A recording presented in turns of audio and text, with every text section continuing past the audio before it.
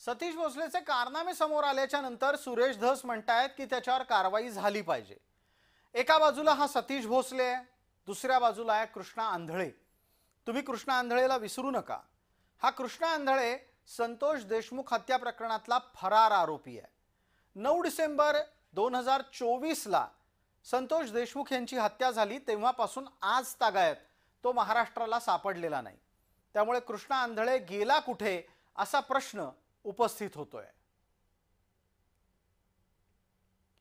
कृष्णा आंधळे हा हत्या झालेली आहे म्हणून सापडत नाहीये असा दावा आत्तापर्यंत विरोधक करत होते।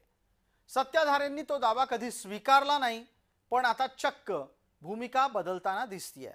इतक्या दिवसांनी सुद्धा कृष्णा आंधळे सापडत नसेल तर त्याची हत्या झाली की काय असा संशय दस्तूरखुद्द सत्ताधारी मंत्र्याला आलाय। मला डाऊट आहे कृष्णा आंधळे जिवंत आहे की नाही, हा सुद्धा मला एक शंका वाटते। कारण की ज्या पद्धतीने पोलीस तपास करतायत, इतकी सगळी टीम जात आहेत आणि आतापर्यंत तो भेटत नाही, याच्यावर शंका व्यक्त करायला वाव आहे। म्हणून त्याचा तपास तातडीने लागला पाहिजे। पोलीस अधीक्षक जे बीडचे आहेत ते सर्व टीम आपल्या त्यांनी पाठवल्या आहेत। महाराष्ट्राच्या बाकीच्या सुद्धा टीम त्याच्या मार्गावर आहेत, पण तपास न लागण्याचं कारण काय हे थोडं गुलदस्त्यात आहे। म्हणून मी वारंवार शंका व्यक्त करतोय की त्याचा खून झाला की काय, अशी शंका मला आहे। कृष्णा आंधळेचा तपास न लागणं हे राज्याच्या गृहमंत्र्यांच्यासाठी, गृह विभागाच्यासाठी, सीआयडीच्यासाठी एक आव्हान आहे आणि ते तितकंसं भूषणावह नाही।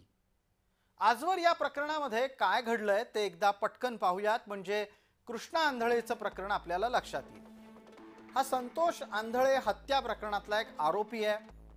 कृष्णा आंधळे अद्याप फरार आहे। सुरुवातीला आंधळे, घुले, सांगळे हे गुजरातमध्ये लपून बसले होते। नंतरच्या काळात घुलेनं कृष्णा आंधळेला पैसे आणण्यासाठी पुण्यात पाठवलं। पुण्यातून एका व्यक्तीकडून पैसे घेऊन आंधळे गुजरातला येण्यापूर्वीच गायब झालाय। त्यामुळे आत्ताच्या घडीला पैसा आंधळेच्याकडे आहे आणि पैसे न मिळाल्यानं घुले आणि सांगळे पोलिसांच्या कडे शरण आले। दोघांनाही पुण्यामध्ये अटक झाली, पण आंधळे मात्र पोलिसांना अद्याप सापडलेला नाही। कृष्णा आंधळेला तपास यंत्रणा शोधतायत, तो कुठे लपलाय याचं उत्तर त्यांना कोर्टालाही द्यायचंय। 80 पेक्षा जास्त दिवसांपासून कृष्णा आंधळे पोलिसांना गुंगारा देण्यात यशस्वी ठरलाय। त्यामुळे एक शंका व्यक्त होतीये की आंधळे जिवंत तरी आहे का।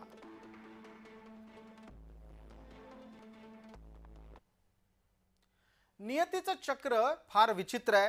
ते फिरून परत तिथंच येतं जिथून ते सुरू झालं।